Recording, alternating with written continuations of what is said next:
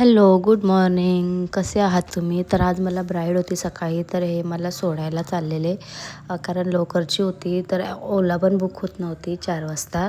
त्याच्यामुळे आम्ही निघालो. या माझ्या बहिणी तिघी चौघी आलेल्या सोबत मला हेल्प करायला.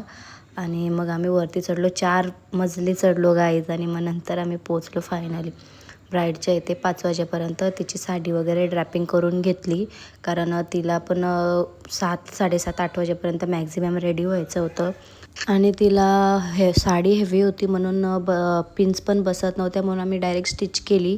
नंतर मी तिची हेअरस्टाईल वगैरे करून घेतली, कारण आम्हाला नंतर 5 वाजता 6 वाजेपर्यंत हॉलवर जाऊन तिचा मेकअप रेडी करायचा होता. अंकिता इथे सायडर करत होती तिला. ती सायडर वगैरे तिने मम्मीच होती तिची. मग नंतर आम्ही 6, 6:30ला हॉलवरती पोचलो. आणि हॉलवरती पण मला खूप घाई झाली. तर या हॉलवर जाताना बोलतात एंट्री खूप भारी येत आहे, आमचा एक व्हिडिओ काढ, म्हणून त्यांचा व्हिडिओ काढला.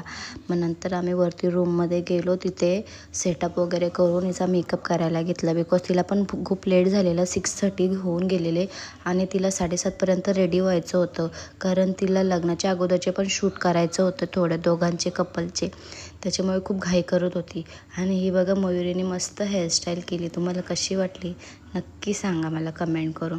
आणि नवरीला पण खूप आवडली. तिला ही अंकिता इथे बसली, तिला एक सायडर होती अजून एक, म्हणून ती थांबलेली. ते करून मग ती घरी जाणार होती. आणि इकडे मयुरी मला हेल्प करत होते प्रोडक्ट वगैरे द्यायला. मी पटापट बेस केला आणि मग नंतर हेअरस्टाईल पण एकदम फिनिश करून टाकली.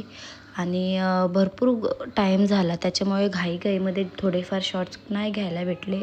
आणि ते नवरींना ती उखाणे पाठ करत होती, कारण तिला उखाणेच पाठ केले नव्हते. नंतर सगळं ज्वेलरी वगैरे घालून घेतलं. तिलाही लुक खूप छान आवडला. मला सारखी बोलत होती खूप छान झाला आहे, लुक खूप छान झाला आहे. नंतर आउटडोर शूटला ती गेली. इकडेच हॉलच्या बाजूला गार्डन होतं तिथे, बट तिला तिथेही फोनच येत होते तिकडून हॉलमधून रूमसाठी कशासाठी. सगळं अरेंजमेंट तिनेच केलं होतं, सगळं नवरीनेच. त्याच्यामुळे नवरीच सगळं बघत होती.